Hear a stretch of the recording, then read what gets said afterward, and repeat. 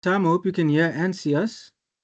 Apologies for the late start. We just had some gremlins in the system. It's Qoma's first time, so he didn't know which button to press. So forgive him, please. As mentioned earlier, we've got Julian and Qoma ahead of round 12 of the Vodacom United Rugby Championship against the Sharks this weekend. Kickoff for that one is 2:30. We've got Jules, how many, 10 minutes? Can we go for 10? Yeah, that's perfect. Thanks, Amy. Sure. We've got 10 minutes for the session. I see, Mike, your hand is up, so we'll give you the first one. Julian, just before we get on to the game itself, the Sharks, just a word on Stephen Kitsoff and what's happened with him. You've been in a similar situation. Just your thoughts on his career and what would be going through his mind? Yeah, thanks for that question, Mark. I actually had a lekker discussion with Kitsy just when this happened, and obviously where his situation and my situation differs is he had, I think he's on 82 caps or something like that. And he had the goal to become a Centurion for the Springboks. I think that was his main goal. So I'm really sad that I also don't get to see him achieving that goal. But he does have 2 World Cups under his belt. He played a massive part in the Springboks, building it up from where he made his debut in 2016, actually with myself, to become the man he is today and to build up the Springboks to where they are today. So just a massive congratulations to his career. Really sad that he can't reach all the other goals that he had for himself, but really proud of. I think he can be proud of him, of the work he's put in and the achievements he made. And I wish him really well for his life after rugby. Obviously, him playing so long, he would have set himself up for nicely for afterwards. But it is for any rugby player, it's tough to end a career. You can talk to all the guys that ended it. You miss the team, you miss the boys around you. But yeah, he's got an Easter throw. Amy is a great partner to him. So yeah, I'm sure he'll be fine. And I look forward to seeing him taking on all the ventures after rugby. Oh, that's perfect. Thanks so much. Well said, Jules. Mike, okay, we'll move on. Carl? Julian, thanks a lot for the opportunity. Some people will say it's easy to play the Sharks 2 weeks in a row because then you can see what they do and what they don't do. How difficult is it to play the Sharks 2 games in a row and plan for both weeks?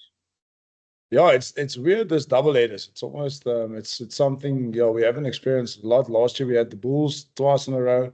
This year we got the Sharks twice in a row. But for us, we just take it week for week. Obviously, after the Bulls game, we had a lot of things that we had to look at and see what things we did well. And then obviously there's always things you can do better. So for us, it's focusing on this first game. And then after the first game, you review that game, and the review is also a preview. So it is strange in that setup, but for us, the focus is solely on this week. And then after this week, like I said, we'll tackle next week. Siba, for you guys as players also, I mean, you know the guys that you're playing against. Do you expect some special surprises week 1, or do you more expect it for week 2? I reckon with the first game, both teams will kind of focus on the first game and prepare for that one. Whatever comes after that is what may come. That's what I believe. And obviously, as you said, we've played against each other many times. So you kind of get a feel of what you're going to get from the players. So I wouldn't say there's much surprises because everyone does their reviews and stuff like that. So, yeah, I wouldn't say there's a lot of surprises. But in the first game, will you be more careful not to step by accident on a guy's hip or his nose or whatever, because you know you can get back to you a week after? Or is it business as usual? You know what? I'll answer that by saying in rugby, there's a saying, if you're scared to get injured, you're the one who's going to get injured. So, yeah, going full out and full on is the way to go. Yes. Appreciate it, gentlemen. Yes. Thanks so much, Carl. Percy, is that you? And so, thank you so much for the opportunity. Can I kindly ask to get some Afrikaans at the end, though, please, sir? Yes, you may. Dis grootste liefde, meneer. Grootste. He's at work. Sibabalo, hy wil ook Afrikaans So I'm allowing my colleagues to ask more questions. I'll wait until the end, sir. That's fine, Percy. We'll come back to you. Mogs? Thanks, Anissa. How's it, Julian? How's it, Siba? Sibo, if I can just have a shot at you. This game this weekend, how personal is it for the Lions? If we have a look back at last year, the Currie Cup final, losing at the death to the Sharks, does this just add a little bit of extra motivation and spice in your preparation and mindset for the game? I'll tell you one thing. I don't think a lot of the guys around here are still over that final. So I would say there is some degree of it being personal, but obviously we stay professional about the way we go about it and the way we prepare for it. Yeah, that's all I'll say about that. You'll see on the field. Thanks for that, Morgs. Any other questions, guys, before we go back to Percy? Let's go Ross and then back to Carl. Thanks, guys. How's it? Hello, Ross. Julian, last season you guys did the double over the Sharks. It was obviously the first 2 wins you guys picked up over them in the URC. But, you know, they massively struggled last season and they're a completely different beast this time round. So what exactly can you take out of that? And where do you think they have changed so much this season and where you guys now need to be to try and, you know, replicate that over the next 2 weeks? Yeah, that's a great question, Ross. I think from us looking from the outside into their way of playing, doesn't matter if they have a lot of injuries, doesn't matter if the Springboks are resting. It just looks like a bunch of guys that play really hard for each other. In the game against the Bulls, there were 12 guys at a time and just never stopped fighting. So just looks like their culture has grown over the time. It looks like they're happy camp. It looks like they're willing to work hard for each other. If we talk technical about the game, I think their attack is a lot more dynamic. I think their kicking game is accurate. I think they really do well to play towards space, and defensively, they work really hard. So I think, like you said, they did a much different team than last year. So we're not under any illusions there. But yeah, we're also working towards where we want to go to. So we're looking forward to this weekend and also testing ourselves against them. We also feel our dynamic attack is getting better. So it's going to be interesting how much ball is going to be in play this weekend. And also, you know, last season, there were a lot of games that the Lions lost by under 7 points, and you guys were picking up those losing bonus points and try scoring bonus points, you know, which kept you in the mix. And this season, you guys haven't really managed to pick up that many when you've lost games, you know. These last 2 against the Bulls, you guys could, even this past weekend, you could have walked away with 2 points, but instead nothing. So does that now make this one extra important in that you need that win to pick up those points because you're not gaining as many of those losing bonus points that you guys were previously? Yeah, I think it's both of it. We need to still win, but then, when you win, it's vital to pick up the extra try. And a lot of times we ended with 3 tries scored and just the last try, like this weekend against the Bulls as well. So, and if you scored at 1 try, you're also within 7. Or against Munster, we were out 7 points. If we scored, it's 2 points for the game. So a lot of times it's one moment where you can get those bonus points, but yeah, we're not playing for bonus points. We're playing to win firstly, and then the bonus points is it's part of the process. If we do play well and we within the game in the last couple of minutes, like this weekend, we had a line-out attack where we could get our bonus point and we didn't. So yeah, we need to finish on those moments and those opportunities to either win the game or to take the game away, or then at least get the most points out of a game that is possible. And Sibo, on your front, you had a pretty good start to your career with the Lions. You know, in the Currie Cup, you were playing really well, and then to pick up such a serious injury that puts you out for a lot of the URC season so far must have been a really big blow. So how is that sort of, how tough has it been to come back and try and reestablish yourself in the squad again and, you know, make it back to where you are now? I'll tell you this much: it was extremely difficult, especially with the return to play protocol.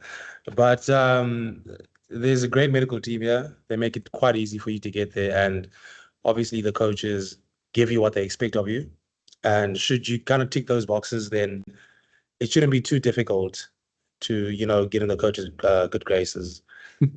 It shouldn't be. It shouldn't be. But no, it hasn't been too difficult. Obviously, the team is always welcoming. The boys are around to help you out, to find your feet back into the system, because everyone, once they leave rugby for a little bit, no matter how long, you come back a little rusty at all times. So the team kind of being as close as we are as brothers, they're always kind of willing to help you out, to get you back into the thick of things. And obviously with the coach's advice and expectations, you kind of work your way towards what they want to be able to score yourself an opportunity to be able to be selected. And Julian, just one more for you. Obviously, the Lions have got a really strong loose trio at the moment. There's so many players, especially with Siba coming back in and everything like that. Now, when a guy like Renzo gets picked for the Springbok alignment camp, and he hasn't really been that much in the mix because of the massive amount of players you've got there and the form that the guys have been in. Obviously, the Boks won't demand that you guys play him, but does that put a bit of pressure on you guys as coaches now to bring him in a bit more?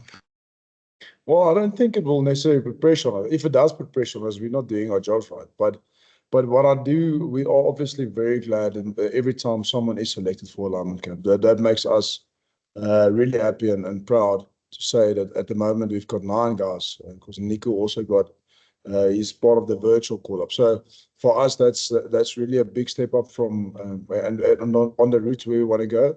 But then, like a guy like our job as coaches are to pick the team and if more specifically the loose forward combo that will work for that weekend.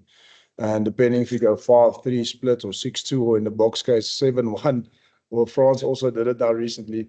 That differs on who do you have on the bench to cover more spots. And unfortunately, sometimes it means like this weekend past, JC missed out, and sometimes Renzo misses out, and sometimes Siba will miss out. And then having so many good loose forwards, we also want to make the squad. It's a squad effort. We said it from the beginning of the season. So whether it's Siba playing this weekend or Venter playing or Jared or Vieja or any one of those names, that guy's got to do the job, but the other guy's got to prep him really well. So yeah, that's part of our job, is to pick and rotate the guys and make sure we get the best guys on the field, but also the best guys for that specific game, if that makes sense, Ross. Perfect. Thanks very much. Ross, thanks for your contribution. Let's go Sim, and then back to Carl. How's it, Julian? Sorry, guys, to take you back to the Kitsy thing, but I just got a couple of Kitsy questions. When you talk about him making his debut in 2016, just if you could please talk us through what your memories were, obviously, of that time. And then the second part I wanted to ask was, what for you made him such a special, loosehead prop? Yeah, obviously, I played against him as well before he got the call up, and he was one of the toughest guys to scrum against.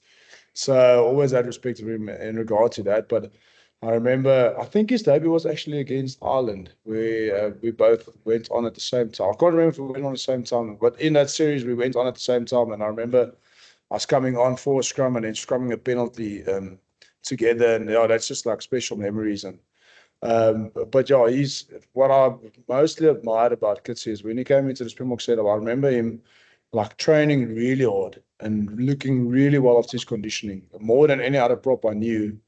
So for a loosehead, obviously being as big as he is and as mobile as he is, with as much skills that he has, that for me was something special. Normally big looses like that are stronger in set piece, but they're not that good in the loose. And if you look at his defensive breakdown work, how many balls he's stolen, how many cross-cover tackles he's made over the years, and offloads, like he was just such a dynamic player. So yeah, it was fun playing with him for the games, not so fun playing against them. Yeah, but I obviously, like I said earlier, massive admiration for the career he's had over these years. Thanks, man. Appreciate it. Thanks, Sam. Carl, is that hand still up or is it an existing one? It's a new one. No. I want another question, if I may. Siba wil Afrikaans praat. Okay, so what we'll do, we'll go Carl and then we'll finish off with Percy. Sure. Siba, I can speak in Chinese also to you. Not yet. I would like Not to hear yet. that. Not I'd yet. like to. Julian, I'm not trying to, it's not a trick question, but one weekend, your forwards are dominating the Bulls. The next weekend, you're losing to the Western Province. The next weekend, Western Province dominate the Bulls. Is it a question that the teams are very close to each other in performance-wise and potential-wise and everything? Or is it but a question that the coach is planning better for the next match and outthinking the other coaches?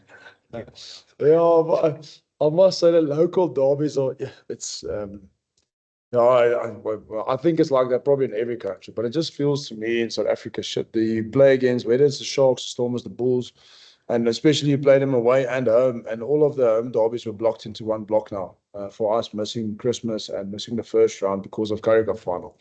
So we have all these games up front, and it's and then what we must also remember is that the rugby ball is not round. So sometimes the bounce of the ball doesn't work out, and the margins are so small. That kick that Sebastian scored the try from it's I'm really happy for them. The previous time we played against them, the ball bounced right for Henku, and he scored a try like that. So that is rugby, and unfortunately, we were on the wrong side of the results in the two Bulls games, which obviously we can't be happy about, and the game against Stormers away. So we need to be better with the local derbies. That is a goal for our team, is to be better against the SA teams. And we got the one win against the Stormers, but we obviously need more, and we've got 2 games left against SA teams. So these are the 2 games that we need to be better. Appreciate it. Het was eigenlijk een baie trick vraag geweest, Carl. All right, Percy, all up to you now. Is it your beurt? No, it's your beurt. Anissa, baie dankie. Good afternoon, gentlemen, once again. Coach Redelinghuys, ek gaan net jou 2 vrae vra. Net kortliks. Die opponente hierdie naweek wat daar na Ellis Park toe kom, hulle ry tans golf. Ek weet julle wil fokus op julle self. Wat is nodig van die Lions om hierdie naweek hierdie gedigte Sharkspan te stop op Ellis Park, meneer? 'n Span wat redelik die golf ry op die oomblik in die kompetisie. Ja, die Haie het regtig nou 'n klomp goeie resultate gehad, nee. Ek dink ek ken ook natuurlik baie van die afrigters daarso, met Warren en Philip en Joey, hulle almal so, hulle is ook 'n goeie klomp ouens, en ek dink, soos ek vroeër gesê het, maar ek het nou in Engels gesê, of nou in Afrikaans sê, is dat hulle spankultuur lyk gesond op die oomblik. So vir ons, die naweek, ons weet hulle gaan hard werk, ons weet hulle gaan nie ophou speel nie, ons weet hulle is dinamies in hulle aanval, ons weet hulle skopspel is goeie spel. So vir ons weet wat hulle gaan bring, en natuurlik, jy het dit nou gesê in 'n vraag ook, maar ons fokus moet bly op ons, maar ons moet ook weet wat kom, en ons weet wat hulle gaan bring. Ons weet natuurlik nie wat se spesiale triks hulle vir ons gaan hê vir die naweekie, maar ons moet voorbereid wees vir alles, en ons weet hulle is 'n goeie span, en ons gaan moet goed wees op die dag. Maak nie saak of ons by die huis speel of wegspeel nie. Ons gaan moet goed wees op die dag, en speel tot ons sterkpunte om 'n resultaat te kan kry. En coach, miskien net my laaste vraag, herhaal wat jy nou deeglik beantwoord het in Engels nou, jou herinneringe van Steven Kitsoff, meneer, en dit moet wees vir julle, selfs die Lions, enige opponent, het dit plaaslike internasionaal, moet bly wees om nie weer in Steven Kitsoff se gesig te kyk hier onder die skerm. Ek dink ons 'n klomp vaskoppe wat baie verlig is, dat Kitsie dink klaar is, hoor. Ja, soos ek vroeër gesê het, ek dink Kitsie het in 2016, toe ek ook by die Bokke was, het hy sy eerste wedstryd gespeel, en ek dink dit was teen Ierland. Ons het toe saam opgekom en saam hulle sommer in 'n penalty ingeskram, en ek dink Kitsoff se loopbaan van daar het eintlik maar op dieselfde gebly. Aanhou penalty skram, en wat ek ook voel is, wat merkwaardig is van Kitsie is, hoe hard hy werk van die veld af, om in staat te wees om op die veld so hard te kan werk. Ons min loskoppe wat die size het wat hy het, om te kan goed wees in die skram, om te gaan goed wees in die vaste spel, maar dan ook verskriklik goed te wees in die losspel. Hy kan by 'n afbreekpunt kan hy maklik die bal steel. Hy is goed genoeg vir dit. Hy is goed genoeg om om aan te val en die offload weg te kry. Hy is goed genoeg om dinamies te wees en sy ou voorhom te beat en vorentoe bal vir die span te kry. So hy is regtig in die vaste spel goed, in die losspel goed. Ja, soos jy sê, ek dink sy span gaan hom mis, en al die spanne wat teen hom speel is baie bly dat hy nie met hom speel. Maar wel gedaan aan hom vir 'n great loopbaan. Kitsie kan regtig trots wees op sy loopbaan, en ons wens hom regtig alles van die beste toe vir sy loopbaan nou na rugby. Gentlemen, thank you so much for your time. Thank you, Anissa. Awesome. Thanks, Percy. Colleagues, thank you very much. Jules, Dank julle, thank you. Mashina. Siba, well done for the first time. 10 out of 10 for you. Hey, 10 out of, but he needs an third Afrikaans time. question. He needs an Afrikaans question. Nah, no, Dank All julle right, allemaal. guys. Thanks very much. Cheers. Okay. Bye. Cheers. Bye.